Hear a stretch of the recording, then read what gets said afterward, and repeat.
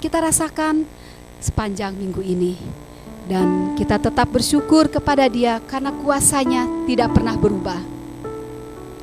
Kuasa-Nya terlalu besar dan tidak bisa kita hitung. Ya. Bahkan nafas hidup kita juga, kalau menurut saya itu bagian dari kuasa Tuhan memampukan kita untuk bisa melakukan kehidupan kita. Baiklah Bapak Ibu, kalau tidak ada, mari kita mendengarkan, siapkan hati kita untuk mendengarkan firman Tuhan. Dan kita akan menyanyikan satu pujian yang sangat indah. Hanya Engkau Tuhan penolongku, hanya Engkau yang sanggup memulihkan hidupku. Haleluya Yesus.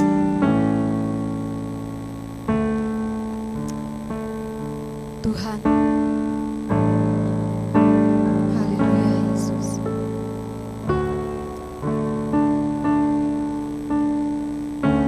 Tolonglah kami Tuhan, untuk bisa tetap berdiri di dalam kuasa-Mu. Kami mau setiap proses di dalam kehidupan kami memampukan kami untuk melihat karya Tuhan lebih hebat lagi, lebih ajaib lagi. Hanya melalui kuasa-Mu Tuhan, hanya melalui kuasa Roh Kudus-Mu kami dimampukan untuk melihat, merenungkan segala kebaikan Tuhan. Haleluya Yesus.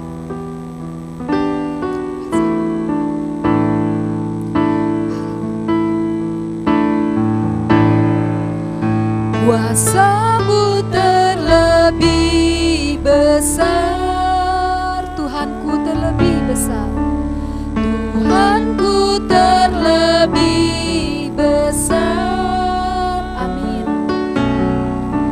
Tak pernah terlambat janji-Mu ya Tuhan, menolong hidupku. Kuasa-Mu terlebih besar,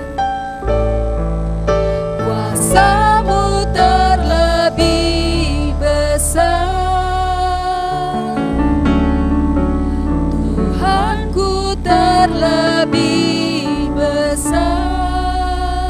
Tak pernah terlambat pertolongan-Mu ya Tuhan.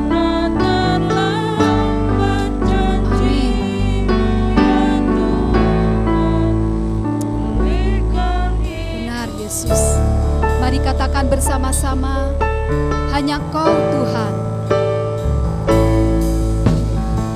Hanya Kau Tuhan penolongku.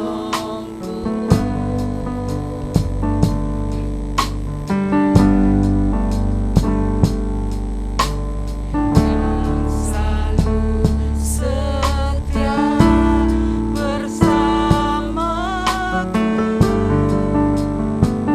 Kasih-Mu yang sanggup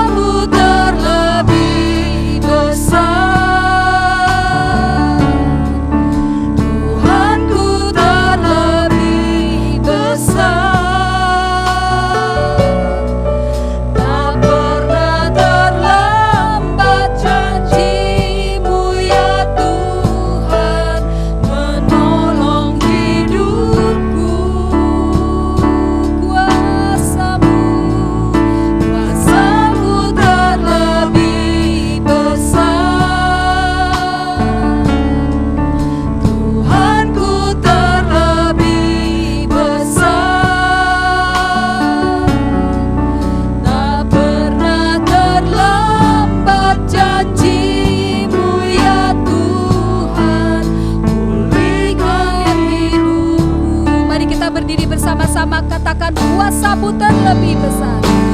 Kuasa-Mu terlebih besar. Biarlah ini ungkapan hati kami ya Tuhan. Memang Engkau terlebih besar dalam kehidupan kami. Kami selalu merasakan pertolongan-Mu ya Tuhan. Engkau tidak pernah terlambat untuk menolong kami. Amin, amin Tuhan, kuasa-Mu terlebih besar. Haleluya Yesus. Tuhanku terlebih besar. Tak pernah terlambat janji-Mu ya Tuhan. Pulihkan hidupku. Sekali lagi katakan kuasa-Mu terlebih besar. Kuasa-Mu terlebih besar. Tuhanku terlebih besar. Tak pernah terlambat janji-Mu ya Tuhan. Menolong hidupku. Kuasa-Mu terlebih besar. Tuhanku terlebih besar. Tak pernah terlambat pertolongan. Tak pernah terlambat. Amin. Amin ya Tuhan. Saya serahkan pada hamba. Tak pernah terlambat. Tak pernah terlambat janji-Mu ya Tuhan. Pulihkan hidupku. Tak pernah terlambat janji-Mu ya Tuhan. Pulihkan hidupku.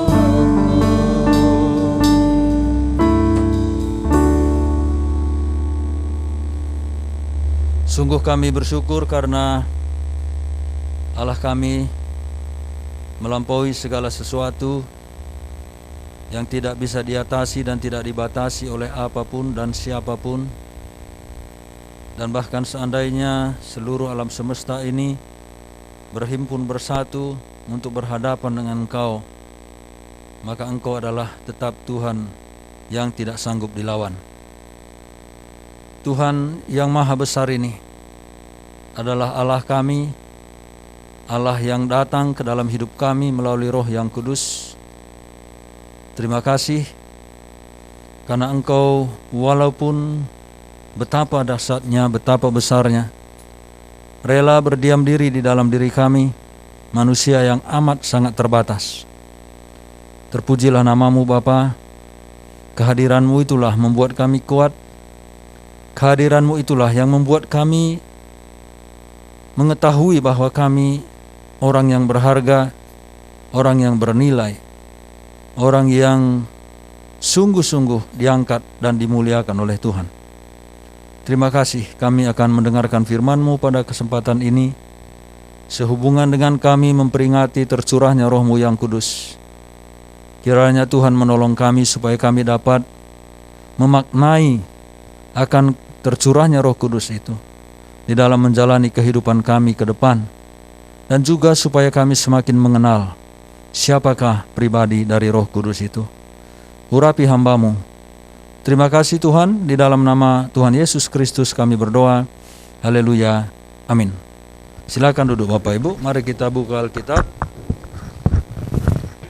Buka Alkitab dari Yohanes pasal yang ke-14. Saya akan melanjutkan apa yang disampaikan oleh Pak Saud pada minggu yang lalu. Yohanes pasal yang ke-14 ayat 16 sampai dengan 17. Ya, 2 ayat saja sebagai ayat dasarnya.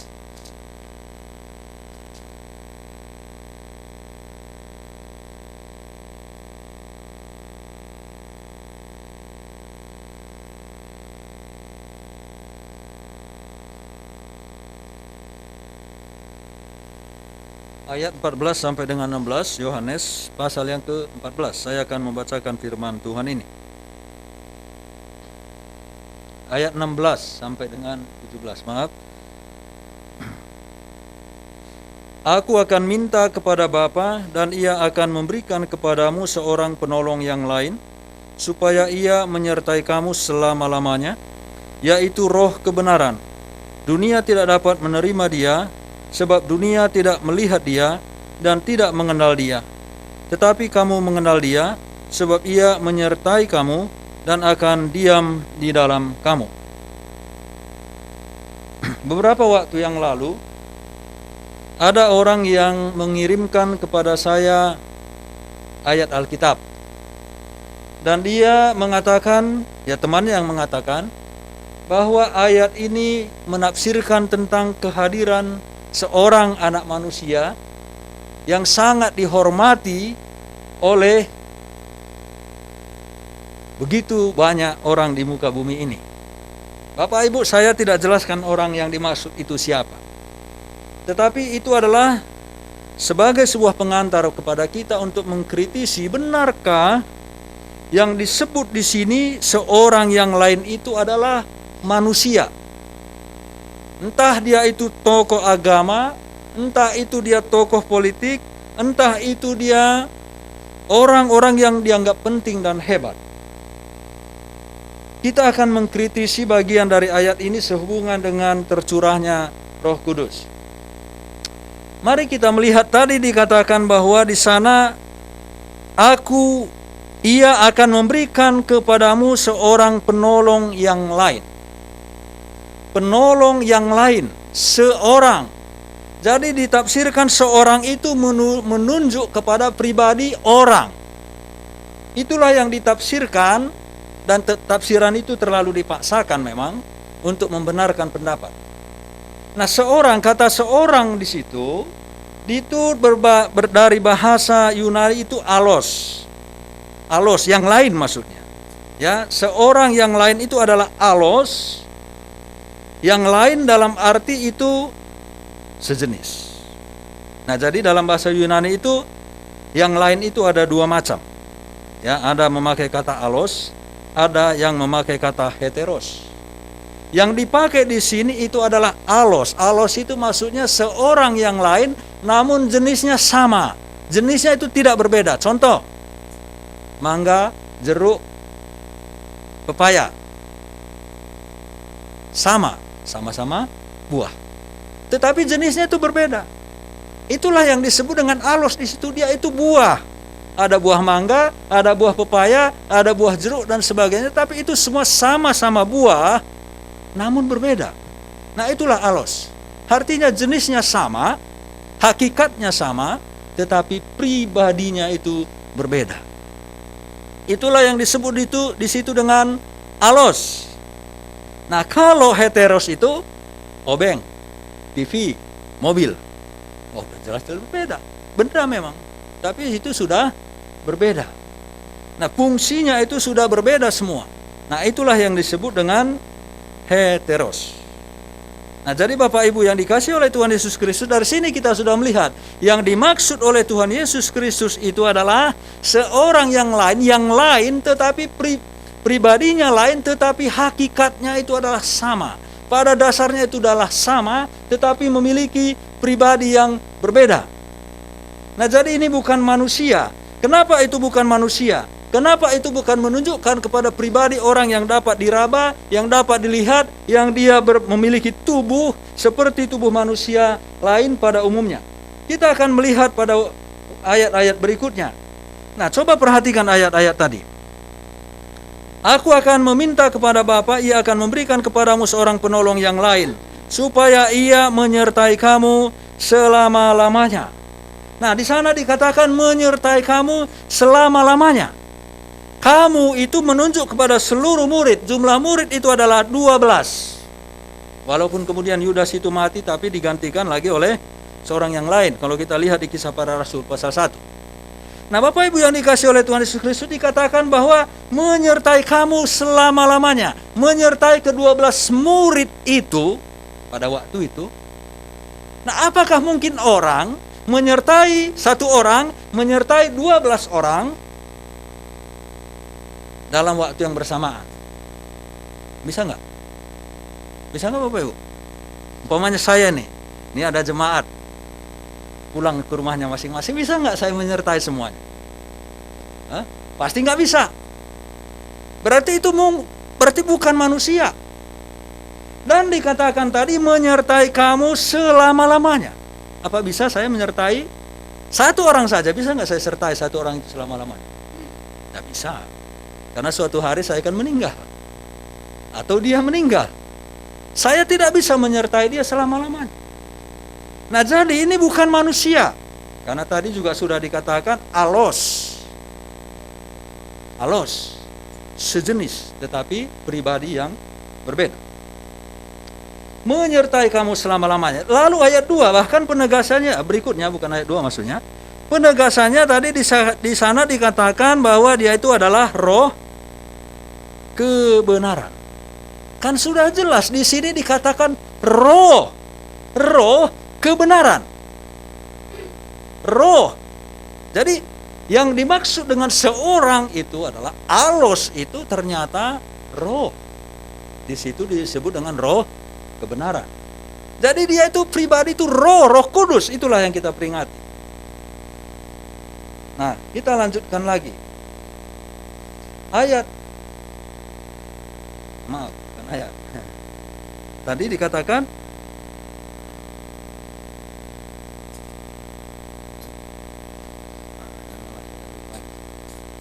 Oke, kita lihat.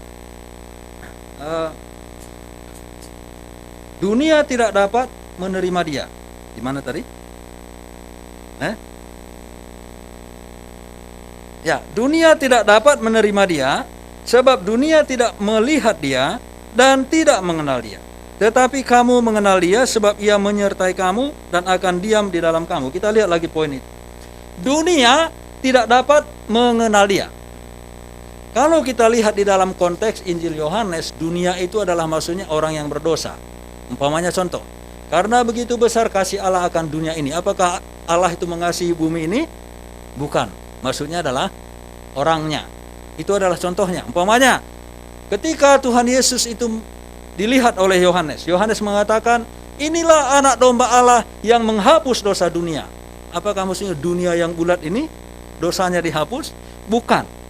Itu manusianya. Jadi dunia yang dimaksud dengan Injil Yohanes dalam konteks itu adalah manusianya. Jadi maksudnya dia adalah dunia manusia berdosa tidak bisa melihat dia. Orang yang belum diselamatkan tidak bisa melihat dia, tidak mengenal dia. Maka kalaupun Bapak Ibu berbicara soal Tritunggal kepada orang di luar sana yang belum percaya kepada Tuhan Yesus, dia tidak akan pernah bisa paham. Karena ayat ini mengatakan dunia tidak menerima dia, tidak dapat menerima dia. Anda jelaskan seperti apapun, dunia ini nggak akan bisa dapat menerimanya. Itu sudah dikatakan oleh Tuhan Yesus. Dunia tidak dapat menerima dia sebab dunia tidak melihat dia dan tidak mengenal dia. Nah, coba diperbandingkan dengan berikutnya. Ya, kalau kita melihat Yohanes 15 ayat 26 dan sampai 27. Jika penghibur yang akan kuutus dari Bapa datang, yaitu roh kebenaran, tadi disebut adalah roh kebenarannya, yang keluar dari Bapa, ia akan bersaksi tentang aku. Itu berbicara kepada siapa? Kepada murid-murid. Jadi maksudnya adalah bahwa murid-murid itu bisa mengenal dia. Dunia itu tidak bisa mengenal dia. Jadi sulit Bapak Ibu. Ya, yang seperti saya katakan, orang yang sedang saya layani, dia tanya tentang Tritunggal. Nggak ada penjelasan yang lebih simpel, Pak. Ya, saya bilang tidak ada. Ya, tidak ada. Tuhan tidak bisa juga kita simpelkan di satu sisi. Jadi dunia itu tidak dapat mengenalnya. Jadi Bapak Ibu nggak usah berdebat lah apa itu Tritunggal. Saya tidak mau berdebat. Pikir saya itu hanya debat kusir saja. Hanya saya jelaskan sepintas begini. Tapi kalau terus ya didebatin saja, ya sudahlah. Karena Allah itu bukan soal jumlah, tapi kebagamanaannya. Itulah Allah di dalam Kristen. Bukan jumlahnya Bapa, Anak, Roh Kudus, 3 dong. Bukan, kebagamanaannya. Dia hadir menyatakan diri itu kebagaimanaannya. Bagaimana dia menyatakan diri kepada manusia. Di jumlah juga boleh. Tidak terhingga, tambah tidak terhingga, tambah tidak terhingga. Bapa tidak terhingga, Anak tidak terhingga, Roh Kudus tidak terhingga. Jumlahnya berapa Bapak Ibu? Ya tidak terhingga. Ya betul kan? Kan Allah itu maha kuasa tuh. Berarti tidak terhingga. Oke, Bapa maha kuasa, tidak terhingga. Anak maha kuasa, tidak terhingga. Roh Kudus tidak maha kuasa, tidak terhingga. Dijumlahkan, ya tetap jumlahnya tidak terhingga. Nah, tapi kita tidak mau hitung-hitungan seperti itu. Karena Alkitab menjelaskan bahwa ada Allah Tritunggal. Nah, tapi perhatikan, poinnya tadi adalah bahwa dunia ini tidak akan mungkin menerima dia, tidak mungkin melihat dia, tidak mungkin mengenal dia. Bagi orang-orang yang belum percaya kepada Tuhan Yesus Kristus. Berbeda tadi kepada murid-muridnya, Tuhan mengatakan bahwa engkau akan bahwa Roh Kudus itu roh kebenaran yang keluar dari Bapa, katanya ia akan bersaksi tentang aku, dan di situ adalah melalui murid-murid Tuhan. Yang keempat, yang pertama tadi menyertai selama-lamanya, yang kedua disebut menyertai seluruh murid pada waktu itu selama-lamanya, yang kedua adalah dia itu roh kebenaran, yang ketiga dunia tidak bisa mengenal dia, yang keempat tetapi kamu mengenal dia, sebab ia menyertai kamu dan akan diam di dalam kamu. Perhatikan itu. Dunia tidak mengenal, tetapi kamu mengenal. Kenapa bisa mengenal? Karena ia menyertai kamu dan akan diam di dalam kamu. Perhatikan lagi kata diam di dalam kamu. Apakah manusia bisa diam di dalam manusia lain? Kecuali kalau seorang ibu yang sedang mengandung. Tapi di dalam kamu di sini ini kan jamak, bukan satu orang, karena ini berbicara kepada seluruh murid. Dia akan diam di dalam kamu.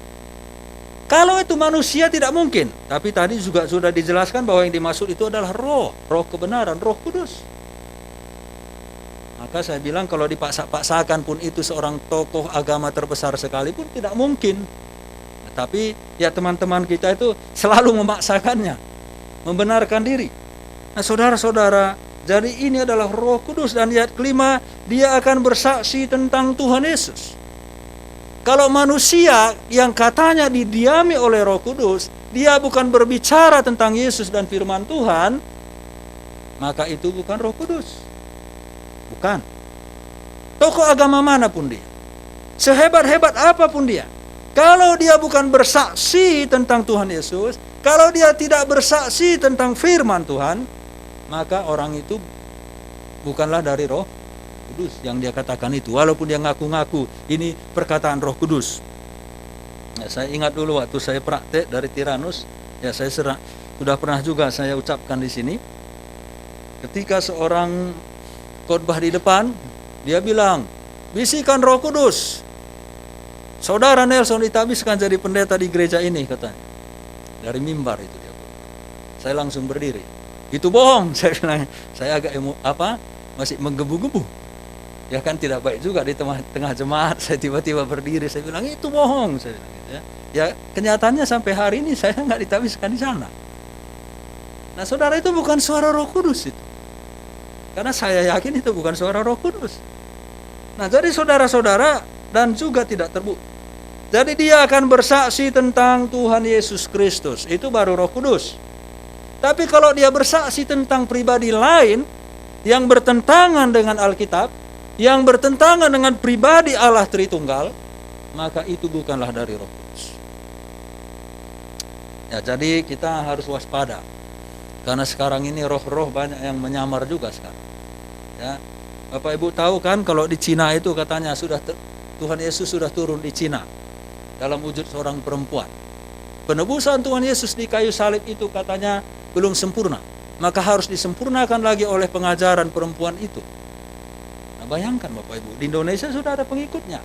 Kalau Bapak Ibu lihat di YouTube itu lagu-lagunya bagus, film-filmnya bagus. Ada film pendek, ada yang panjang. Dikemas begitu menarik. Gereja Tuhan yang Maha Kuasa. Nah, itu di YouTube. Nah, saudara-saudara, banyak yang mengaku Yesus. Banyak yang mengaku bahwa dia memberitakan tentang Yesus. Tetapi tidak dari Roh Kudus. Karena dia menyampaikannya bertentangan dengan firman Tuhan. Itu bukan dari Roh Kudus. Nah, baru berikutnya Bapak Ibu, tadi sudah dikatakan oleh Tuhan Yesus bahwa dia akan meminta kepada Bapa memberikan seorang penolong yang lain yang disebut tadi di situ adalah alos, seorang jenis dari jenis yang sama tetapi pribadinya yang berbeda. Dan pribadi itu ternyata yang dimaksud adalah Roh Kudus, Roh kebenaran, bukan manusia, bukan orang, sehebat apapun dia, sebesar apapun pengaruhnya di muka bumi ini.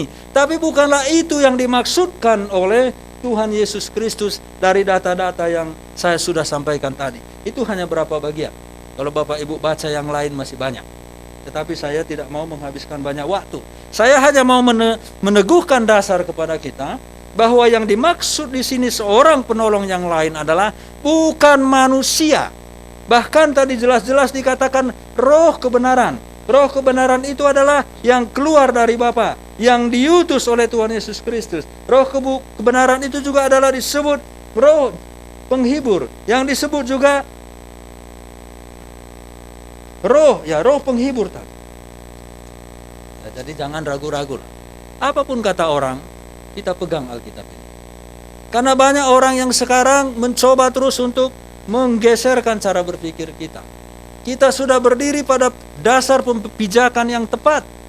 Tetapi dikatakan bahwa penyesat-penyesat itu sudah menyebar di dunia ini.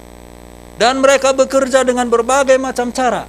Sehingga banyak orang yang kemudian melenceng lagi imannya. Melenceng lagi pengetahuannya tentang kebenaran itu sendiri.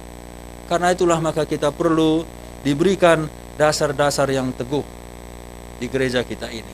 Mungkin kadang khotbah seperti ini membosankan Bapak Ibu. Tetapi itu akan membuat pondasi iman kita kuat.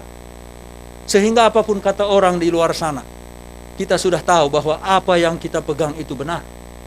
Apa yang kita pegang itu benar.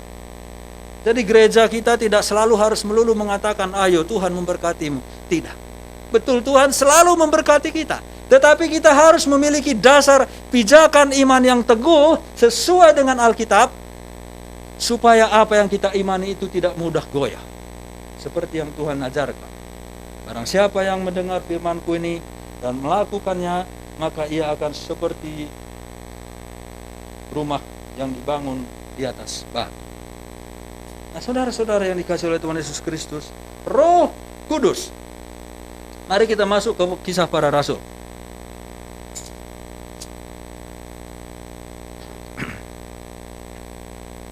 Nah, poin yang keenam adalah Roh Kudus dicurahkan. Saya akan membacakan pasal 2 ayat 1 sampai dengan 12. Judulnya Pentakosta. Kisah Para Rasul 2 ayat 1 sampai dengan 13.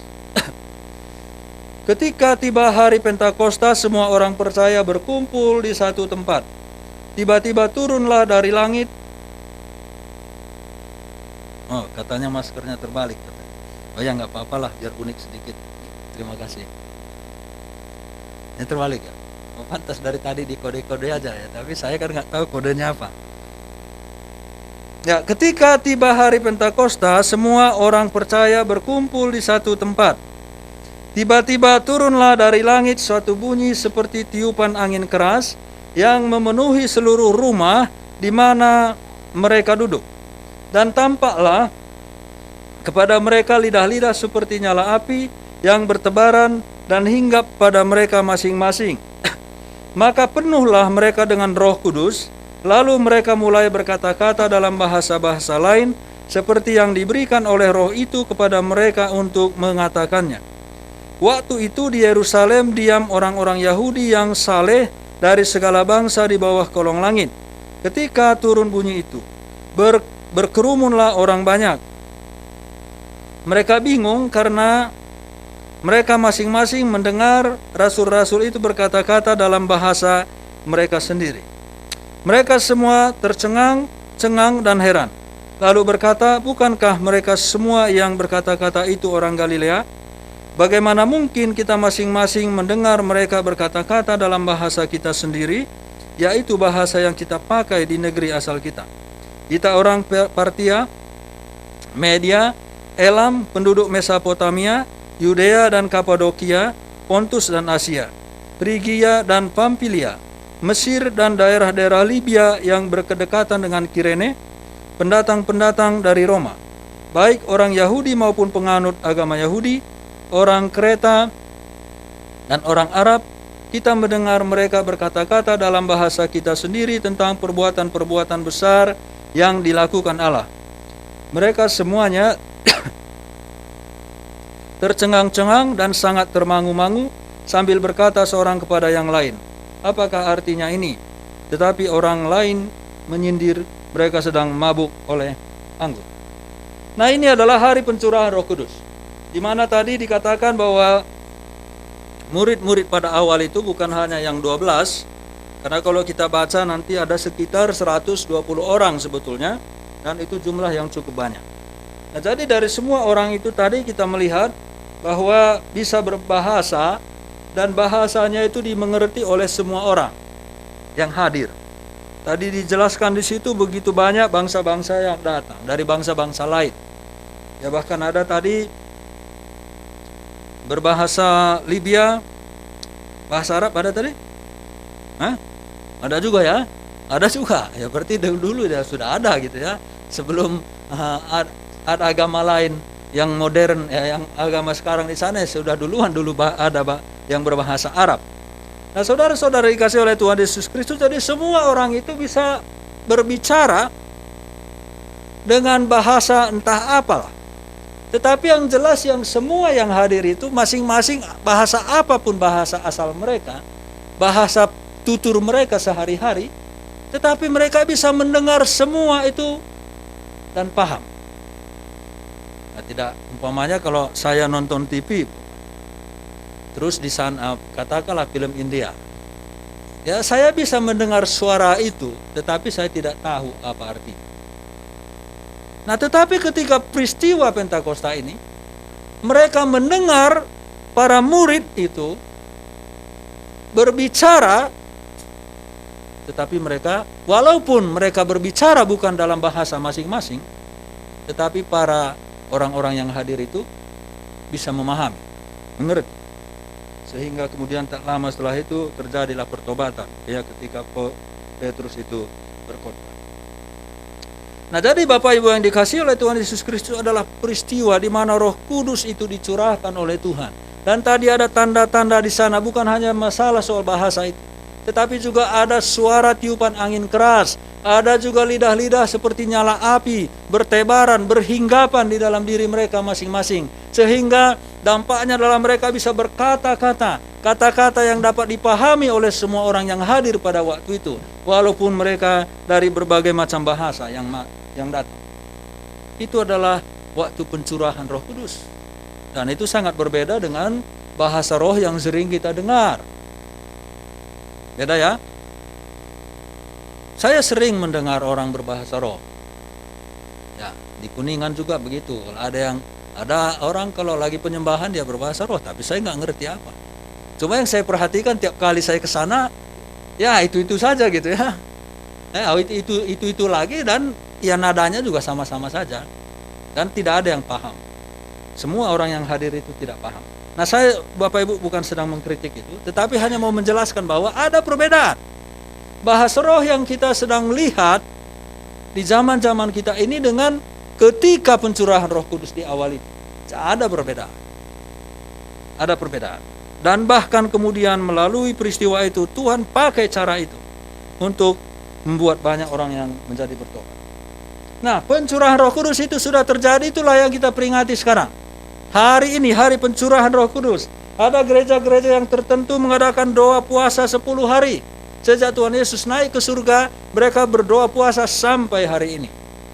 Ada gereja-gereja yang melakukan itu. Saya kira itu tidak salah, itu cukup baik juga. Tidak salah kita berdoa, tidak salah kita berpuasa. Tetapi yang jelas bahwa Roh Kudus itu sudah dicurahkan, dia tidak diangkat kembali ke surga, lalu dicurahkan lagi kepada kelompok tertentu. Itu adalah salah satu pengajaran gereja Tuhan yang Maha Kuasa. Roh Kudus dulu sudah dicurahkan, lalu Roh Kudus itu diangkat kembali, sekarang dicurahkan lagi kepada pengikut gereja Tuhan yang Maha Kuasa. Itu adalah salah satu pengajarannya. Tapi tidak ada Alkitab mengatakan bahwa Roh Kudus itu akan diangkat kembali. Itu tidak ada. Karena tadi kita sudah baca bahwa Roh Kudus itu akan menyertai kamu selama-lamanya. Kalau dia diangkat kembali berarti tidak selama-lamanya. Tuhan tidak akan pernah ingkar janji. Maka pengajaran itu bukanlah pengajaran yang sesuai dengan apa yang dikatakan oleh Alkitab. Dan inilah yang terus-menerus kita harus waspadai. Karena musuh, dalam tanda kutip, musuh iman kita itu selalu menyerang dari berbagai sudut, dari manapun. Karena itu maka Tuhan Yesus juga pernah mengingatkan bahwa tidak mungkin tidak ada penyesatan. Artinya penyesatan adalah membawa kita supaya kita menyimpang dari kebenaran itu sendiri. Dan tanggung jawab kita adalah untuk memahami kebenaran itu, mengajarkannya bagi generasi kita, menyampaikannya kepada anak-anak kita, supaya mereka kemudian tidak jauh dari kebenaran. Maksudnya bukan tidak melenceng dari kebenaran itu sendiri. Betapa banyak anak-anak kita di luar sana, orang tuanya setia serius ikut Tuhan. Anaknya dibiarkan bebas di luar sana, memang ke gereja juga barangkali, tetapi kemudian jadi melenceng karena tidak memiliki pengajaran yang kuat.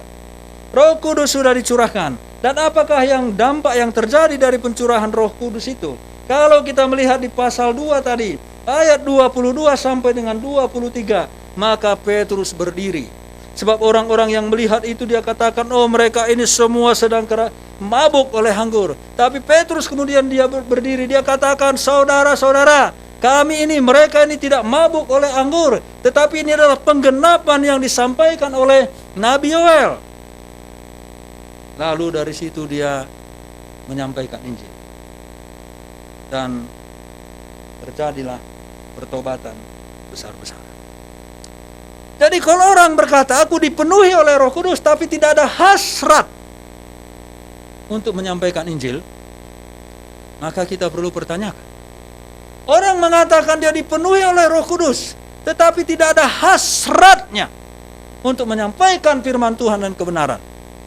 Kita harus pertanyakan. Karena orang yang dipenuhi oleh Roh Kudus itu akan didorong untuk menjadi saksi Kristus. Orang yang dipenuhi oleh Roh Kudus itu akan terus dimotivasi untuk memuliakan Tuhan Yesus Kristus. Bapak Ibu baca Kisah Para Rasul berikut. Setiap kali ada dikatakan dipenuhi oleh Roh Kudus, maka ada suatu gejolak batin yang luar biasa, di mana kemudian seluruh jemaat itu bangkit memberitakan Injil Tuhan. Itulah dipenuhi oleh Roh Kudus. Walaupun ada tanda-tanda lain, tetapi saudara-saudara yang dikasihi oleh Tuhan Yesus Kristus, bahwa kalau kita melihat di dalam konteks Kisah Para Rasul, maka Tuhan mengatakan kalau nanti Roh Kudus itu sudah datang, ayat 8. Kalau kamu sudah menerimanya, maka kamu akan menjadi saksiku. Jadi kalau kita lihat di Kisah Para Rasul, Roh Kudus dicurahkan, maka tanggung jawab orang yang dipenuhi oleh Roh itu adalah menjadi saksi Kristus. Menjadi saksi Kristus. Jadi bukan sekedar Roh Kudus kita menikmati, karena itu Roh Kudus, Roh kebenaran, Roh yang mendatangkan sukacita, Roh penghibur, maka cukuplah kita bersukacita, bergembira. No, bukan itu menjadi titik akhir. Saudara-saudara boleh bersukacita, boleh bersemangat karena Roh Kudus. Tetapi kalau kita tidak menjalankan perintah di ayat yang ke-8 itu, kamu akan menjadi saksiku, ini sebetulnya bukan perintah. Perintahnya itu ada di Matius pasal yang ke-28. Ini bukan perintah, tetapi ini adalah dampak. Coba perhatikan ayat itu. Ayat 8. Tetapi kamu akan menerima kuasa kalau Roh Kudus turun ke atas kamu, dan kamu akan menjadi saksiku. Dia tidak katakan kalau Roh Kudus turun ke atas kamu, pergilah kamu akan menjadi saksiku. Tidak. Begitu Roh Kudus ada di dalam dirimu, maka kamu akan menjadi saksiku, dikatakan oleh Tuhan. Jadi maksudnya apa? Bahwa Roh Kudus itu yang akan menggerakkan kita untuk memberitakan Injil itu sendiri. Maka di sini tidak ada kata perintah di sini. Di sini adalah sebuah spontanitas, dinamika hidup, di mana orang yang dipenuhi oleh Roh Kudus itu, maka dia akan digerakkan oleh Roh itu sendiri untuk maju mengabarkan Injil Tuhan. Dan itulah yang kita lihat di Kisah Para Rasul. Perintahnya itu memang ada, ya. Bapak Ibu bisa lihat ya, yang secara khusus memang di Matius pasal 28 itu. Karena itu pergilah jadikanlah semua bangsa murid. Lalu juga di bagian lain, kalau saya tidak salah di Lukas dikatakan bahwa Roh itu akan bersaksi tentang aku, dan kamu pun harus bersaksi juga. Dikatakan oleh Tuhan Yesus Kristus. Itu adalah perintah. Tetapi Kisah Para Rasul ini bukan perintah, itu dampak. Maka setelah itu Petrus berkhotbah mulai ayat 14. Itu yang saya sudah sampaikan tadi. Mulai ayat 14 di pasal 2 dia mulai berkhotbah. Dia mulai dengan penggenapan dari Nabi Yoel, nubuatan Nabi Yoel. Baru dia berkatakan ayat 22, hai orang-orang Israel, dengarkanlah perkataan ini. Dan seterusnya nanti dia akan menyampaikan tentang Yesus yang mati disalibkan oleh mereka sendiri. Nah saudara-saudara, betul-betul Roh itulah yang mendorong dia. Bayangkan saja, ketika Petrus itu ketika Tuhan Yesus diadili, lalu perempuan-perempuan penjaga pintu gerbang katanya bertanya, ini kamu juga murid orang itu? Berapa kali Petrus sangkali? 3 kali. Takut dia. Ketika Yesus itu ditangkap, kemana Petrus? Kabur juga. Takut dia. Takut. Tetapi perhatikan sekarang. Ini posisinya di Bait Allah. Di mana? Posisinya di Yerusalem. Di mana di situ adalah pusat keagamaan Yahudi. Hari itu adalah ramai sekali karena memang mereka mau memperingati hari Pentakosta itu. Tapi dia langsung berani berbicara, bahkan mengecam. Berani berbicara. Kenapa? Karena dorongan dari Roh yang baru tercurah itu. Dia spontan melakukan itu semua. Maka kita lihat ayat 37 sampai dengan 41. Itu adalah terjadi pertobatan besar-besar. 37 ayat 40. Saya bacakan aja 41. Orang-orang yang menerima perkataannya itu memberi diri mereka dibaptis. Dan pada hari itu jumlah mereka bertambah kira-kira 3.000 jiwa. Langsung. Siapa yang bekerja? Roh Kudus. Ini sudah dikhotbahkan oleh Pak Saud sebelumnya ya. Bapak Ibu sudah dikhotbahkan oleh Pak Saud. Kenapa itu bisa terjadi? Karena salah satu, nanti saya akan singgung juga itu, bahwa Roh Kudus itu menginsafkan. Nah saudara-saudara, terjadi pertobatan itu karena pekerjaan Roh Kudus, bukan pekerjaan kita. Kita hanya menyampaikan. Makanya sekarang saya mengabarkan Injil kemana-mana. Kalaupun orang tidak terima, saya sudah tidak kecewa. Kalau dulu saya kecewa, kalau sekarang enggak. Itu bukan urusan saya. Saya sangat berharap, tetapi kalau mereka nolak, enggak mau terima, itu bukan urusan saya. Itu urusan Tuhan, urusan mereka dengan Tuhan. Jadi enggak usah kecewa lah. Kalau dulu saya kecewa sekali. Ya Bapak Ibu, karena Roh itu tetap bekerja. Kalau tidak hari ini, besok lusa juga Tuhan bisa kerjakan. Kadang-kadang memang perlu juga, jangan di depan kita supaya kita tidak sombong. Gitu ya. Biarlah kita tabur, nanti orang lain gelitik sedikit, kamu percaya Yesus masuk surga. Oh iya ya, mau terima, bisa aja kan. Padahal karena dia kenang terus apa yang kita sampaikan. Tapi kalau di depan kita dia bertobat banyak-banyak, nanti sombong. Ya, saya juga takut juga saya sombong. Makanya saya selalu doa, Tuhan tolonglah buatlah saya diam. Maksudnya diam itu enggak usahlah cerita kemana-mana, kecuali di gereja ini atau teman-teman dekat lah. Ya, kan ada orang terlalu bangga ya. Saya penginjilan loh, saya gini loh, kemana-mana cerita gitu ya. Nah itu saya takut juga tuh. Mendingan diam lah. Itu yang saya coba sekarang. Kecuali kalau betul-betul ada pergumulan. Supaya tidak terjadi hal-hal semacam itu. Nah saudara-saudara, tadi ada kemudian terdorong, termotivasi, digerakkan oleh Roh Kudus untuk mengabarkan Injil. Dan Tuhan bekerja sehingga pertobatan terjadi. Nah apakah pertobatan itu berhenti? Tidak. Kalau kita melihat Kisah pasal 6 ayat 7. Bahwa pertobatan itu bukan lagi hanya di Yerusalem. Ada di Yerusalem, kemudian dia menyebar. Karena jemaat itu kemudian setelah banyak, mereka itu dianiaya, sehingga jemaat-jemaat itu semua tersebar kemana-mana. Sampai kita tahu kemudian di Antioquia itu sudah ada berdiri jemaat sebelum Rasul Paulus tiba di sana. Sebelum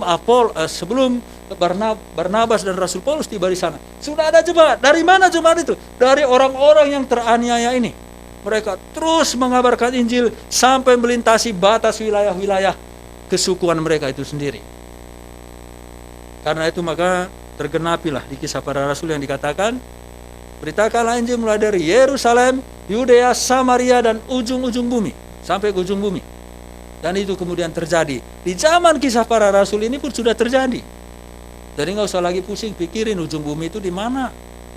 Ya dimanapun bisa jadi ujung bumi juga, tergantung dari mana kita memulainya. Ya, karena mulai sajalah. Ya, itulah Yerusalem kita ya. Di mana kita mulai ya anggaplah itu Yerusalem. Rumah tangga kita, itulah Yerusalem. Keluarga besar kita, itulah Yerusalem. Ya, arisan kita, ya itulah Yerusalem. Jadi nggak usah pusing-pusing lah ya. Intinya di mana kita berada, bagian kita untuk melakukan ini. Nah, saudara-saudara, pertobatan itu terus berlanjut.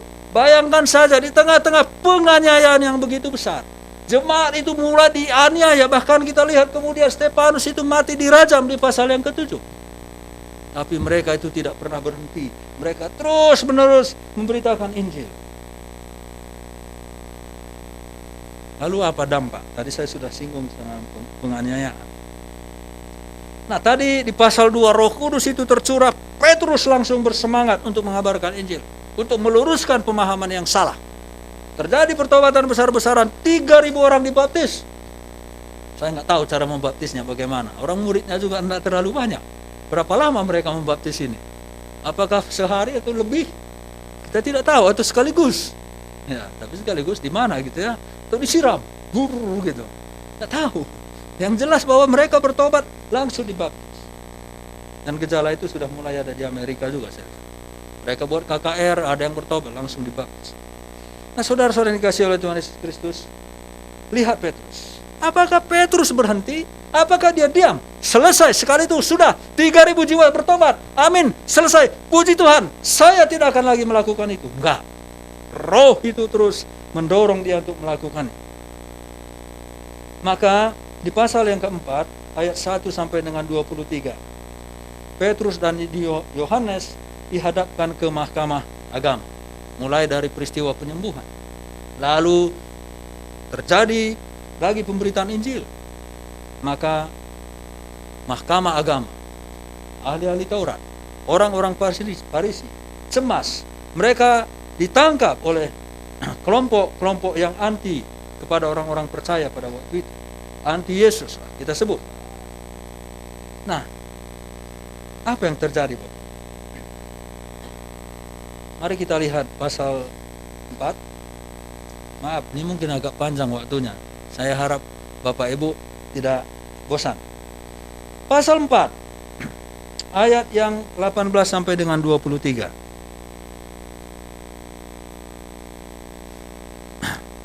Sudah? Pasal keempat ayat 18 sampai dengan 23. Dan setelah keduanya disuruh masuk, maksudnya menghadap mereka ini pemimpin-pemimpin agama, mereka diperintahkan supaya sama sekali jangan berbicara atau mengajar lagi dalam nama Yesus. Ya, dulu Pak Saud juga saya kira sudah pernah sampaikan ini. Tetapi Petrus dan Yohanes menjawab mereka, silakan kamu putuskan sendiri, manakah yang benar di hadapan Allah, taat kepada kamu atau taat kepada Allah. Sebab tidak mungkin bagi kami untuk tidak berkata-kata tentang apa yang telah kami lihat, yang telah kami dengar. Nanti kalau Bapak Ibu baca juga di 1 Yohanes, ada juga hampir mirip seperti itu. Mereka semakin keras mengancam rasul-rasul itu, tetapi akhirnya melepaskan mereka juga, sebab sidang tidak melihat jalan untuk menghukum mereka, karena takut akan orang banyak yang memuliakan nama Allah sehubungan dengan apa yang terjadi itu tadi, peristiwa mujizat. Sebab orang yang disembuhkan oleh mujizat itu sudah lebih dari 40 tahun umurnya. Coba lihat. Katanya tidak mungkin. Tidak mungkin. Kami tidak mungkin tidak berkata-kata lagi tentang apa yang kami lihat. Apa yang kami saksikan. Penegasan adalah bahwa Injil itu benar. Apa yang kami sampaikan itu nyata. Karena banyak sekali orang meragukan tentang penyaliban Tuhan Yesus Kristus. Kembali lagi kepada tetangga kita, saudara sepupu kita. Digantikan. Masa Tuhan bohong? Kalau Tuhan menggantikan dengan orang lain, disalib itu berarti Tuhan bohong, bukan? Masa Tuhan bohongi umatnya? Tidak mungkin, berarti itu bukan Tuhan. Nah, saudara-saudara yang dikasih oleh Tuhan Yesus Kristus, berita penyaliban itu benar. Karena itulah tadi dikatakan bahwa mereka melihatnya. Memang mereka menjadi saksi mata, mereka menjadi pelaku sejarah itu sendiri. Bukan sekedar murid, tapi murid yang memang aktif bersama-sama dengan guru mereka. Mereka menyaksikan seluruh peristiwa itu terjadi. Maka dia bilang, kami sudah melihat. Jadi tidak mungkin kami tidak memberitakannya. Kapan itu dia katakan? Setelah tercurahnya Roh Kudus itu tadi. Kalau dulu ketika belum tercurah Roh Kudus, ketika Petrus ditanya oleh perempuan-perempuan penjaga pintu gerbang Bait Allah, maka dia mengatakan, aku tidak mengenal dia. Ketika Yesus ditangkap di Getsemane, semua murid itu kabur karena ketakutan. Tetapi sekarang tidak mungkin. Dulu mereka sudah menyaksikan guru mereka, Yesus Tuhan mereka yang menebus mereka itu diadili, disalibkan, dan mereka tahu persis akibatnya akan bisa terjadi seperti dengan yang dialami oleh Tuhan Yesus. Karena yang melarang itu adalah orang yang sama, kelompok yang sama. Tetapi mereka katakan apa? Tidak mungkin kami tidak berkata-kata tentang apa yang kami lihat itu. Ini adalah pekerjaan Roh Kudus. Jadi Bapak Ibu, jangan sukacitanya saja yang dipikirkan. Tetapi apa yang harus terjadi sebetulnya di dalam diri orang yang sudah percaya, yang dipenuhi oleh Roh Kudus? Kamu akan menjadi saksiku, tadi dikatakan. Nah, jadi Bapak Ibu, bahwa mereka itu tetap kuat walaupun diperhadapkan dengan ancaman nyawa sekali. Karena ada Roh Tuhan yang bekerja. Karena mereka menjadi saksinya sama seperti kita. Kita adalah menjadi saksi Kristus. Walaupun kita tidak terlibat langsung seperti para murid ikut menyaksikan dengan mata kepala. Tetapi kita bisa baca di dalam Alkitab, kita mempercayai itu, dan kita pun kemudian menjadi saksi peristiwa yang nyata-nyata terjadi itu. Itu adalah karena Roh Kudus. Berikutnya, pasal 6 ayat 7. Kita semua sudah tahu. Kemudian Stefanus itu dirajam. Dilempari dengan batu sampai mati. Dikatakan di dalam Alkitab bahwa Stefanus, roh yang mendorong dia berbicara, membuat orang-orang yang di sekitarnya itu tidak bisa sanggup melawannya. Saya bacakan aja. Dan Stefanus, pasal 6 ayat mulai 8. Dan Stefanus yang penuh dengan karunia dan kuasa mengadakan mujizat-mujizat dan tanda-tanda di antara orang banyak. Tetapi tampillah beberapa orang dari jemaat Yahudi yang disebut jemaat orang Libertini. Anggota-anggota jemaat itu adalah orang-orang dari Kirene dan dari Alexandria, bersama dengan beberapa orang Yahudi dari Kilikia dan dari Asia. Orang-orang itu bersoal jawab dengan Stefanus, tetapi mereka tidak sanggup melawan hikmatnya dan roh yang mendorong dia berbicara. Dipenuhi oleh Roh Kudus. Dia berbicara, dia mengecam orang Israel bahkan. Hai orang-orang Israel, katanya, dari dulu kamu mengeraskan hatimu, dan seterusnya. Jadi penuh. Dilempari dengan batu. Kalau dibunuh, plak, langsung, ya maaf, ini mungkin agak ngeri juga, ya karena ada hukum pancung. Itu masih lebih enak barangkali daripada dilempari dengan batu. Satu batu, dua batu, rasanya kan perlahan-lahan, ya. Nah, saudara-saudara, tapi itu yang terjadi dengan Stefanus. Karena apa? Roh Kudus.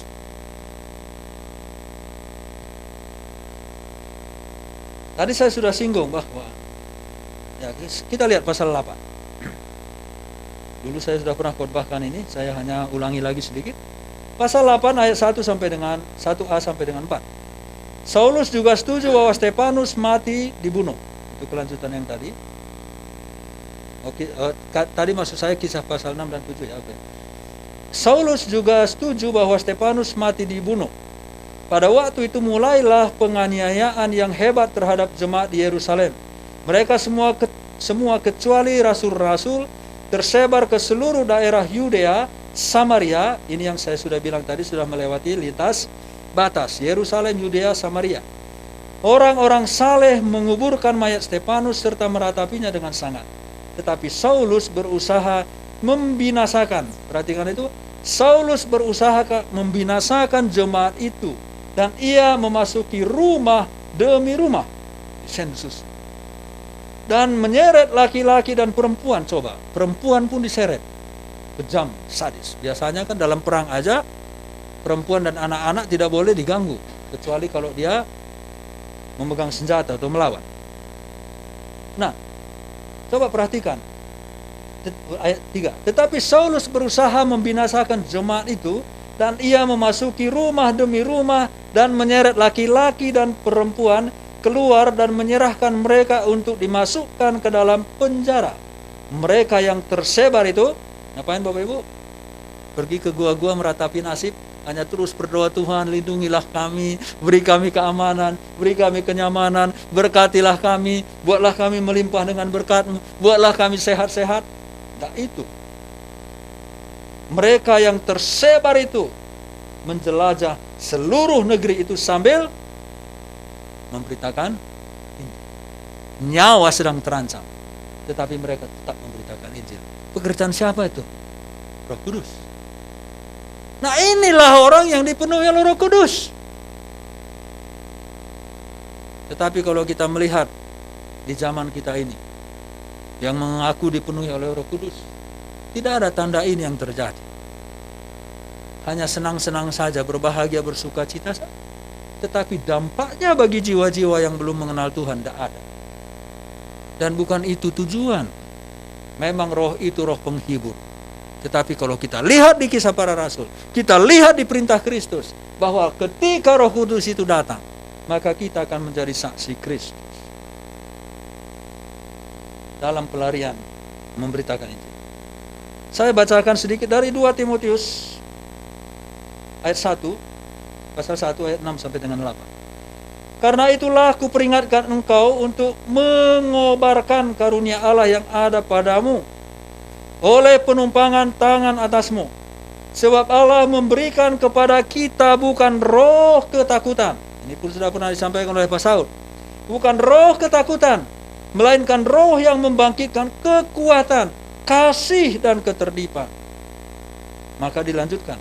Jadi, janganlah malu bersaksi tentang Tuhan kita, dan janganlah malu karena aku seorang hukuman karena Dia, melainkan ikutlah menderita bagi Injilnya oleh kekuatan Allah. Roh itu memberikan roh kekuatan, roh membangkitkan kekuatan, kasih dan ketertiban. Karena itu kan jangan malu, jangan takut menderita, beritakan Injil Tuhan. Nah, sampai kepada kata penderitaan inilah, maka kita sudah mulai bertanya-tanya. Semua kenyamanan saya mulai terganggu. Gerak langkah saya sudah mulai dilihat-lihat oleh orang lain. Kemana saya pergi, mata orang sudah mulai curiga. Jangan-jangan dia mengabarkan Injil. Kan itu ini jadinya. Kita tidak siap dalam hal itu. Tentu tidak ada orang yang mau menderita. Semua kita ingin senang dan bahagia. Tidak ada orang yang mau susah.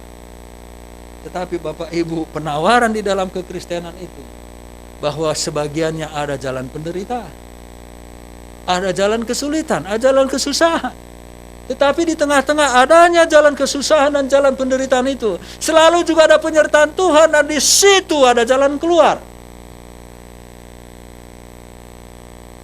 Tuhan tidak pernah meninggalkan kita sendirian. Seperti yang Dia katakan tadi, aku akan menyertai kamu sampai selama-lamanya. Karena itu maka bagi kita adalah harus bersaksi. Yohanes 15 ayat 27. Tetapi kamu juga harus bersaksi karena kamu dari semula bersama-sama dengan aku. Itulah yang disampaikan oleh Petrus tadi, bahwa kami yang menjadi saksi mata. Tidak mungkin kami tidak memberitakan apa yang sudah kami lihat, apa yang sudah kami raba, apa yang sudah kami temukan. Itu yang dikatakan oleh Yohanes, kalau Bapak Ibu baca juga 1 Yohanes. Tidak mungkin, karena ini menyangkut keselamatan, menyangkut orang-orang yang sedang menuju kepada kuasa-kuasa kepada neraka itu. Jadi tidak mungkin kita tidak memberitahu. Tadi saya sudah singgung, tetapi kamu akan menerima kuasa. Itu bukan perintah. Tetapi kamu akan menerima kuasa kalau Roh Kudus turun ke atas kamu, dan kamu akan menjadi saksiku. Itu adalah hasil dari kita dipenuhi oleh Roh Kudus. Maka kita dengan spontan kita akan melangkah, memiliki hati yang kuat untuk memikirkan jiwa-jiwa yang terhilang itu. Jadi kalau belum ada itu Bapak Ibu, cobalah perbarui hubungannya dengan Tuhan. Coba dulu koreksi, lihat dulu diri kita. Kenapa sih belum ada hasrat saya yang kuat untuk menceritakan pengorbanan Yesus di salib itu? Kenapa saya merasa nyaman-nyaman saja melihat orang yang belum diselamatkan itu? Coba tanya diri kita, apa sih masalahnya? Apa masalahnya? Kenapa kita masih merasa nyaman? Sedang kita tahu bahwa orang-orang sedang menuju kepada kebinasaan. Sementara kita bisa mencoba untuk menarik mereka agar mereka tidak terjerumus ke dalam lembah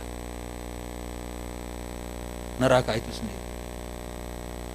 Ada apa persoalannya dengan diri kita? Coba kita tanya, kenapa saya tidak punya hasrat yang kuat dalam hal ini?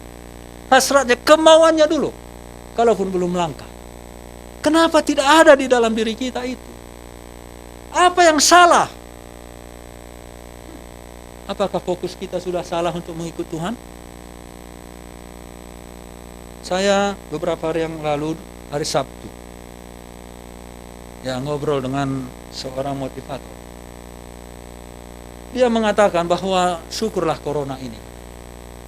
Saya dulu melayani Tuhan. Dan tujuan saya adalah supaya saya diberkati. Saya melakukan semua supaya saya diberkati. Dengan kata lain, dia menyogok Tuhan dengan semua aktivitas pelayanan. Dia aktif. Tetapi begitu corona datang, dia bangkrut. Semuanya yang masih adalah sisa, tetapi berat. Dia bilang, syukurlah, karena lewat corona ini saya diajar. Maka sekarang saya mulai, katanya, melayani Tuhan itu untuk melayani Tuhan, bukan menyuap Tuhan. Itulah yang dia katakan. Nah, saudara-saudara, kadang ada persepsi yang salah. Dan itu banyak diajarkan di gereja. Bahwa ketika kita memberikan yang terbaik kepada Tuhan, maka Tuhan pun akan memberikan yang terbaik kepadamu. Betul, saya juga yakin itu. Tetapi bukan motivasi saya supaya mendapatkan yang terbaik dari Tuhan, bukan. Saya hanya bermaksud untuk memberikan yang terbaik kepada Tuhan. Apapun dampaknya kepada saya, itu bukan lagi menjadi urusan saya. Karena bagi saya melakukan sesuatu untuk Tuhan itu, ya itu urusannya dengan Tuhan saja. Dan saya tidak meminta-minta supaya Tuhan memberikan imbalan apapun untuk itu. Memang bisa kita, kalau seandainya Tuhan itu tuntut, udahlah. Kalau kamu begitu, saya ambil adalah surgamu. Saya coret namamu dalam kitab kehidupan, walaupun tidak ada gitu di Alkitab. Apa kita siap? Apa Tuhan hitung-hitungan? Enggak. Kalau dia hitung-hitungan, dia nggak akan mungkin mau datang dari surga, mati disalibkan untuk kita, nggak akan mau. Karena toh dia sudah tahu, kelak juga kita akan berdosa, berkhianat lagi. Tapi tetap Tuhan itu putuskan untuk terus mengasihi kita. Tuhan mengasihi kita. Bukan karena apa yang kita lakukan, dan bukan karena keberadaan kita, bukan. Bukan karena kita memiliki banyak hal, bukan karena kita hebat, bukan. Kita mengasihi, kita dikasihi Tuhan itu bahkan ketika masih berdosa, dikatakan di Roma pasal yang ke-5. Ketika masih berdosa, ketika kita belum mengenal Tuhan, ketika kita masih terus hidup di dalam dosa kita, Tuhan itu sudah mengasihi kita. Dan kasih itu tidak akan pernah berubah, walaupun kita berubah. Saudara-saudara, coba kita mengevaluasi diri kita sendiri. Ada apa dengan diri saya? Kenapa saya tidak punya hasrat untuk memikirkan jiwa-jiwa yang belum mengenal Tuhan? Karena tadi sudah dikatakan Yohanes 15 ayat 27, tetapi kamu juga harus bersaksi, karena kamu dari semula bersama-sama dengan aku. Tidak mungkin aku tidak menyaksikan apa yang sudah aku lihat, dikatakan oleh Petrus dan Yohanes tadi.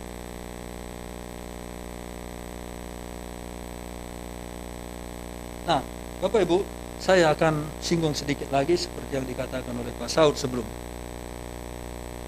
Melalui kesaksian kita, Roh Kudus menginsapkan manusia. Yohanes 16 ayat 7 sampai dengan 11. Namun benar yang kukatakan ini kepadamu adalah lebih berguna bagi kamu jika aku pergi. Sebab jikalau aku tidak pergi, penghibur itu tidak akan datang kepadamu. Tetapi jikalau aku pergi, aku akan mengutus dia kepadamu. Dan kalau ia datang, ia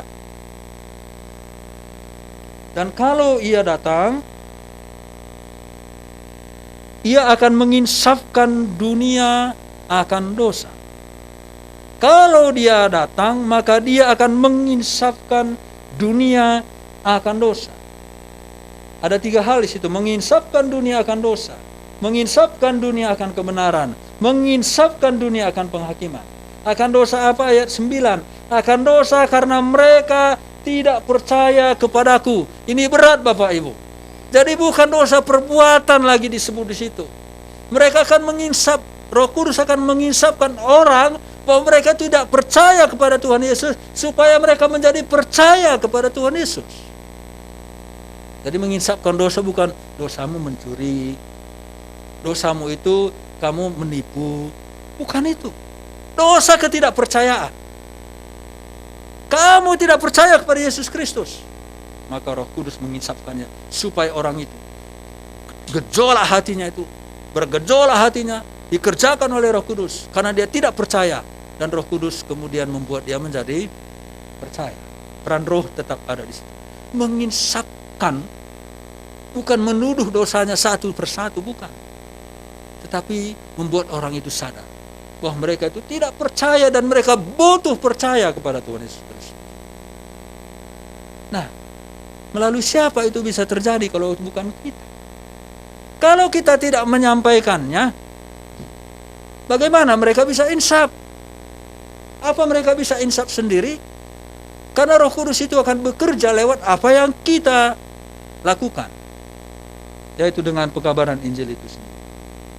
Akan kebenaran dari apa? Ayat 9, akan dosa karena mereka tetap tidak percaya kepada aku. Akan kebenaran karena aku pergi kepada Bapa dan kamu tidak melihat aku lagi. Aku pergi kepada Bapa. Mengapain? Menyediakan tempat. Betul? Bahwa Yesus itu pergi ke surga menyediakan tempat. Manusia diinsafkan dan manusia itu akan memiliki tempat di surga. Itu disediakan oleh Tuhan Yesus Kristus. Jadi ini bukan lagi mudah-mudahan. Akan kebenaran. Ayat 10. Karena akan penghakiman. Akan penghakiman ayat 11. Karena penguasa dunia ini telah dihukum. Penguasa dunia ini telah dihukum, bukan nanti, telah. Itulah juga yang disampaikan oleh Tuhan Yesus kepada Nikodemus. Ini pernah saya khotbahkan. Coba kita lihat kembali pasal 3 Injil Yohanes.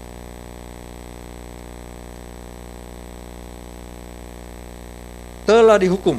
Jadi penguasa dunia ini telah dihukum.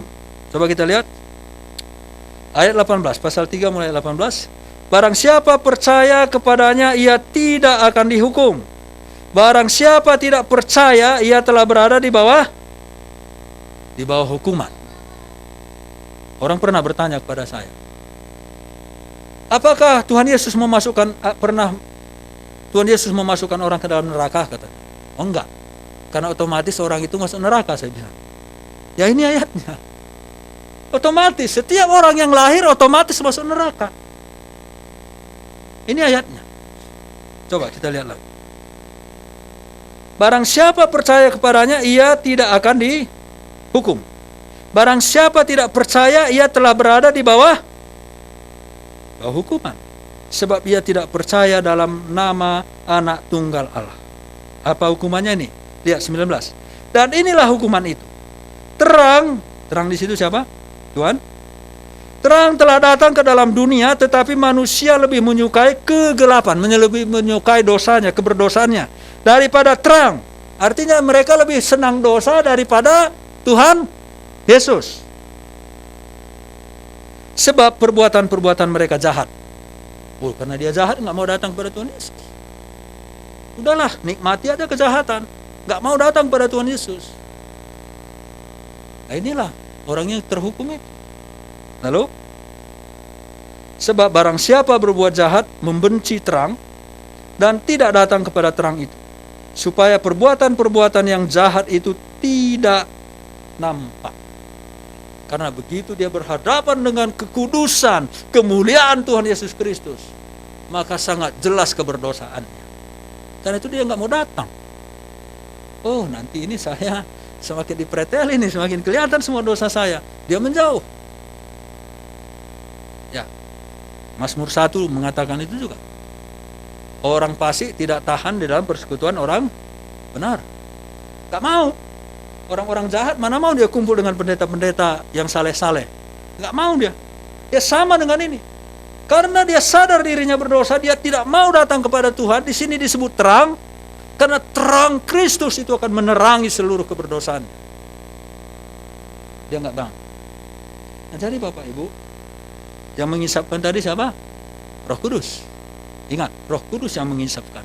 Itulah sebabnya berita itu harus terus disampaikan. Karena orang-orang semua sedang menuju pada neraka. Ada teman saya pergi ke gunung tertentu, katanya berdoa untuk Tuhan. Berdoa untuk bangsa Indonesia ini lah, untuk suku tertentu. Lalu kami dapat di sana suara Tuhan. Suaranya apa? Semua orang sedang menuju neraka. Saya bilang, gak usah saya berdoa ke sana. Saya bilang, saya sudah tahu itu dari Alkitab. Betul gak? Ya baca aja Alkitab. Nah Bapak Ibu, kadang-kadang kita memang rohani sekali. Ya harus pergi ke gunung tinggi sana. Hanya mencari wangsit dalam tanda kutip bagi orang yang tidak mengenal Tuhan. Tahu-tahu dia pulang, hanya ini jawabannya. Orang sedang menuju neraka. Ya Alkitab sudah menjelaskan itu tanpa saya harus ke gunung itu 3 hari. Saya cukup baca Alkitab. Nah, maksud saya adalah bahwa kita harus terus mengabarkan Injil. Kalau memang kita dipenuhi oleh Roh Kudus, maka akan ada bukti bahwa kita akan mengabarkan Injil. Ingat bahwa semua orang sedang menuju kepada neraka itu. Dan hanya Tuhan Yesuslah satu-satunya yang bisa membuat mereka lepas dari hukum neraka itu sendiri. Jadi saya akan menyimpulkan bahwa yang dimaksud dengan penolong yang lain dari Yohanes tadi adalah Roh Kudus. Kita tentu masih mengingat. Yang kedua, Roh Kudus adalah akan menyertai orang-orang percaya di dalam memberitakan Injil Tuhan. Dan Roh Kudus itu bahkan yang akan mendorong kita untuk semakin berani menjadi saksi Kristus. Dan ketika kita memberitakan Injil itu, maka Roh Kudus itu jugalah yang akan menginsafkan orang-orang yang belum percaya. Jadi kita tidak berjalan sendiri. Roh Kudus itu pribadi yang maha kuasa itu menyertai kita dan juga menolong orang-orang yang mendengar kita untuk bisa memahami. Mari kita tundukkan kepala. Mari kita renungkan sejenak firman Tuhan ini. Ada apa dengan diri kita? Apa yang salah kalau kita tidak punya hasrat lagi untuk memikirkan jiwa-jiwa yang terhilang? Bapak Ibu, renungkan itu di momen pencurahan Roh Kudus ini melalui firman Tuhan yang sudah kita dengar. Berdoalah. Biarkan Roh Kudus mendorong saudara-saudara untuk berdoa.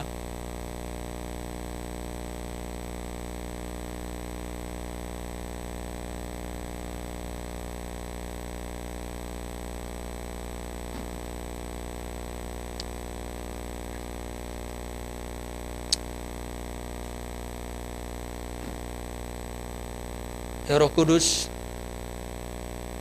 yang sudah tercurah dan mendiami setiap orang yang percaya kepada Tuhan Yesus Kristus. Biarlah kiranya Engkau bekerja dengan lebih kuat lagi di dalam hati kami, di dalam diri kami masing-masing,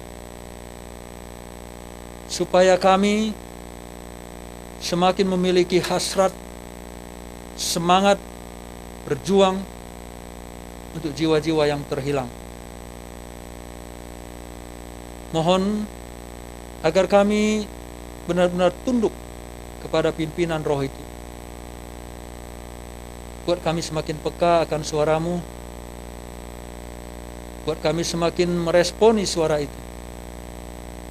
Sehingga gelora Roh-Mu dalam hati kami akan menggerakkan kami untuk berbuat sesuatu bagi orang-orang yang belum mengenal Tuhan. Tolonglah kami Tuhan. Di dalam nama Tuhan Yesus Kristus kami berdoa. Amin. Saya silakan kepada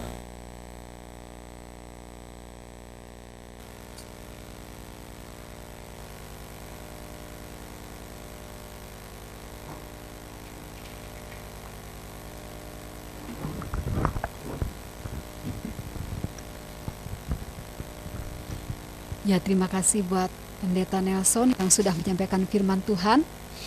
Dan biarlah kita selalu terdorong untuk meresponi karya Roh Kudus dalam hidup kita supaya berdampak ya, menjadi saksi bagi Kristus. Terima kasih sekali lagi. Dan Bapak Ibu, sekarang kita akan memberikan persembahan. Namun sebelumnya mari berdoa bersama. Terima kasih Tuhan Yesus, kami bersyukur kepadamu untuk karya Roh Kudus dalam kehidupan kami. Biarlah kami terus menerima dan mau untuk menjadi saksi Kristus di tengah-tengah lingkungan kami, di tengah-tengah pekerjaan kami, bahkan keluarga kami. Tolong kami ya Tuhan, supaya orang bisa melihat bukti bahwa kami adalah orang-orang yang sudah Engkau penuhi dengan Roh Kudus-Mu. Terima kasih, sebentar kami akan memberikan persembahan, dan biarlah persembahan ini juga boleh kami berikan dengan penuh sukacita dan kerelaan untuk kemuliaan nama-Mu. Di dalam nama Tuhan Yesus kami berdoa dan mengucap syukur. Sambil memberikan persembahan, mari kita menyanyikan lagu sekali lagi, Anggur Baru Tercurah.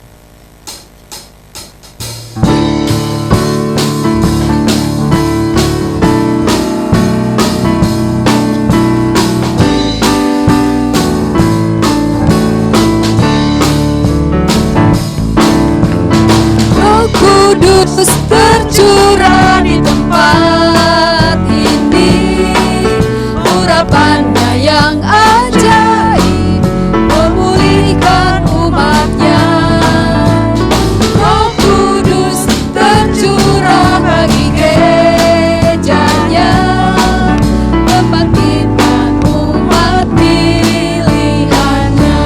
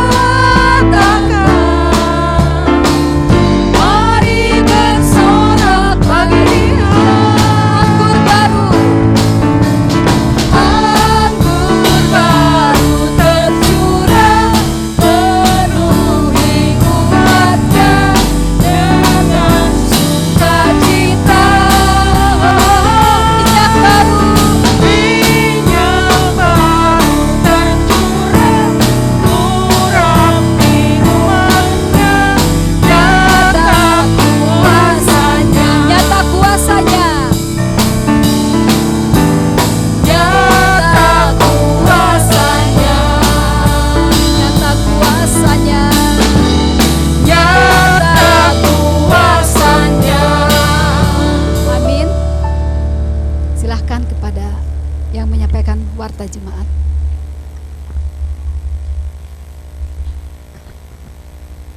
Terima kasih Pak Pendeta Neston, di mana kita telah mendengarkan bagaimana Roh Kudus itu mendorong kita untuk memberitakan Injil ya, sehingga kita bisa diperbaharui oleh Roh Kudus ya. Terima kasih, Tuhan berkati. Warta GMI Menara Pengharapan Minggu tanggal 23 Mei ya. Ya, persembahan kita Rp340.000. Terima kasih atas persembahannya, Tuhan memberkati ya. Yang berulang tahun 16 Mei udah lewat, tinggal ya 10 Mei udah lewat, 16 Mei. Nah, sekarang pas ini 23 Mei ya. Ya, Ibu Alek ya. Nanti Pak Pendeta, Pak Gembala bisa mendoakan nanti ya. Ya. Ya, terus ya ini udah lewat juga ulang tahun pernikahan. Terus ya, pelayanan ya, filenya Pendeta Saud Siombing ya, ini saudara ya bisa dilihat semua ya. Singernya Bapak Yopi tetap ya, singernya ini Saudara Tio dan Natalia ya. Ya, kami yang baru-baru ini. Tetap kita mendengarkan Bapak Yopi di Radio Cepi tiap minggu jam 7. Udah ganti lagi Pak, jam 7. Oh jam 9. Oh nanti Indri bisa diganti nanti itunya ya.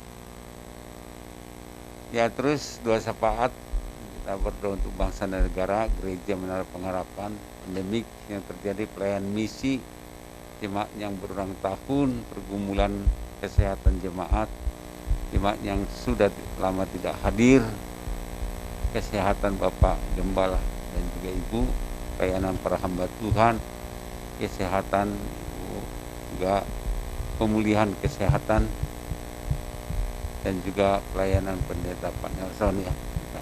Dan juga itu kita kedatangan tamu ya, sudah ponakan Pak Stefanus ya, namanya Ika, benar nggak? Oh saya masih ingat Ika, dia dari Kupang ya, jalan-jalan baru 3 hari di Bandung ya. Terima kasih atas kedatangannya, Tuhan memberkati ya, supaya juga cepat dapat pekerjaan dan juga cepat dapat jodoh juga. Terima kasih. Ya, saat ini juga kita ada 2 tambahan. Kalau tidak ada kita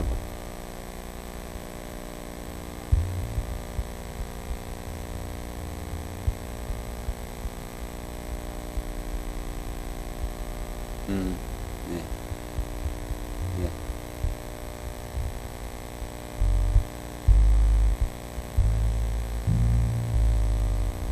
Nah, ya.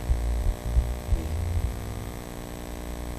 Kita doakan terus ya, bisa nanti Cuma juga bisa dukung dalam doa ya. Bu Ade sakit ya. Terus doakan Bu Ade supaya cepat pulih. Mari kita berdoa. Bapa di surga, terima kasih pada siang hari ini atas kasih dan pertolongan Tuhan.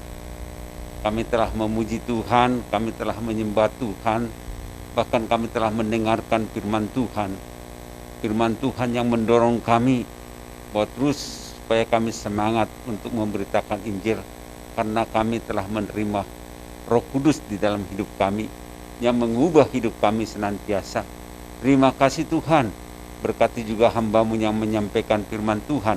Biarlah Tuhan juga memberkati dia, memberikan kesehatan, memberikan panjang umur, kekuatan yang daripada Tuhan. Dan juga setiap pelayanannya Tuhan berkati juga. Dalam pemberitaan Injil juga Tuhan berkati orang-orang yang dia injili supaya juga bertumbuh dan juga tetap kuat dalam iman. Berkati juga keluarga. Biarlah Tuhan juga menolong ibu, anak-anak juga Tuhan berkati mereka satu persatu Tuhan. Terima kasih Tuhan. Kami serahkan hamba ini di dalam nama Tuhan Yesus Kristus. Kami juga berdoa pada saat ini. Gembala sidang di tempat ini Pak Yopi dan juga Ibu Yopi, Tuhan berkati juga. Berikan juga kesehatan, berikan panjang umur. Dan juga berkati setiap pelayanan mereka. Sehingga boleh Tuhan juga senantiasa yang menolong mereka Tuhan.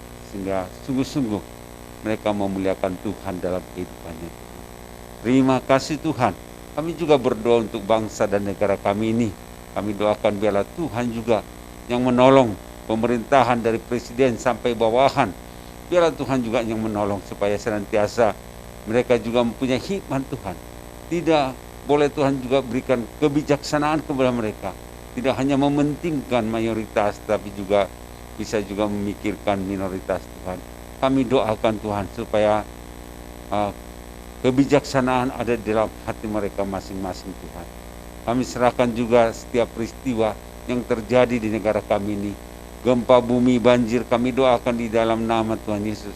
Supaya Tuhan juga yang menolong, yang mengalami Tuhan, yang mengalami musibah ini. Supaya mereka di balik itu semua, mereka boleh mengenal Tuhan dalam hidup mereka Tuhan.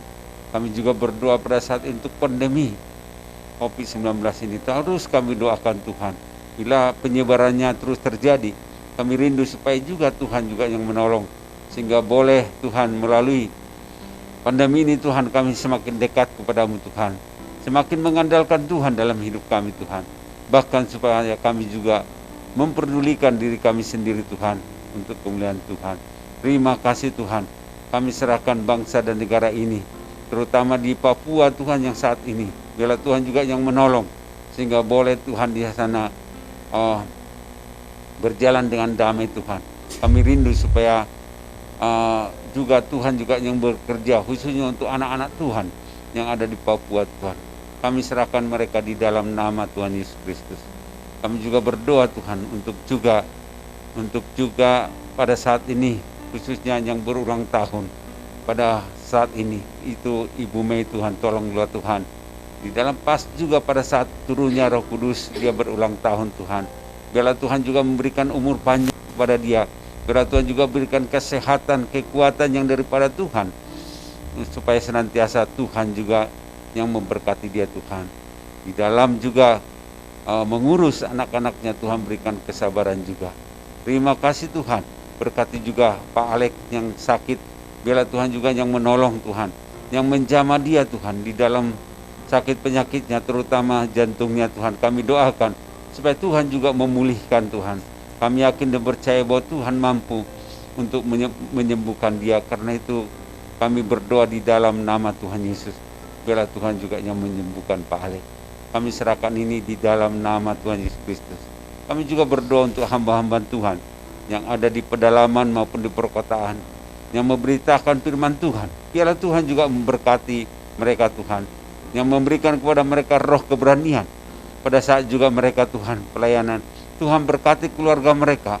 Tuhan berkati juga kebutuhan mereka. Biarlah Tuhan juga senantiasa hadir dalam keluarga mereka Tuhan.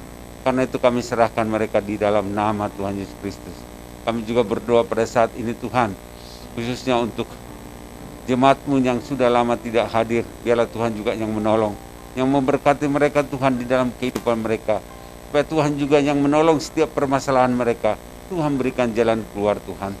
Kami juga berdoa Tuhan jemaat-Mu supaya senantiasa mereka mengingat Tuhan dalam hidup mereka Tuhan. Terima kasih Tuhan. Kami juga berdoa saat ini Tuhan untuk juga mendoakan yang sakit Tuhan. Kami juga berdoa untuk saat ini untuk juga Ibu Andreas, Tuhan berkati juga yang sakit saat ini rumah sakit.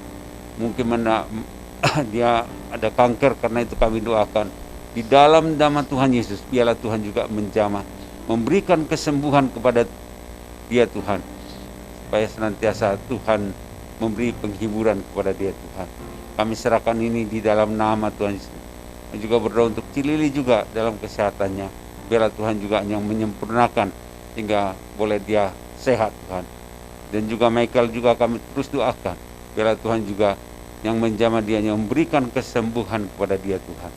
Terima kasih pada saat ini. Kami juga berdoa untuk juga hamba-Mu Pak Stefanus yang akan berangkat ke Jakarta hari ini. Biarlah Tuhan juga yang menolong, berikan juga keselamatan pada saat dia mengemudi dari Bandung ke Jakarta, tidak mengalami masalah Tuhan, sehingga urusannya boleh selesai. Bila saat ini dia akan bertemu dengan orang-orang yang juga kerjasama, biarlah Tuhan juga yang menolong supaya pertemuan mereka nanti Tuhan berjalan dengan baik Tuhan.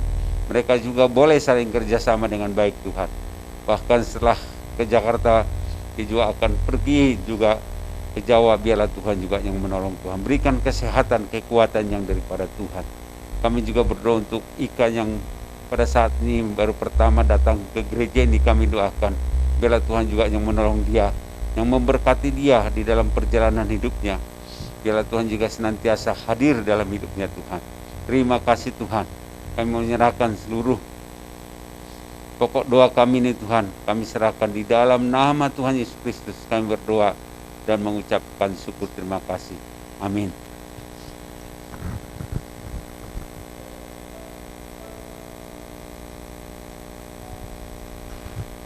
Mari Bapak Ibu, saya undang semua bangkit berdiri.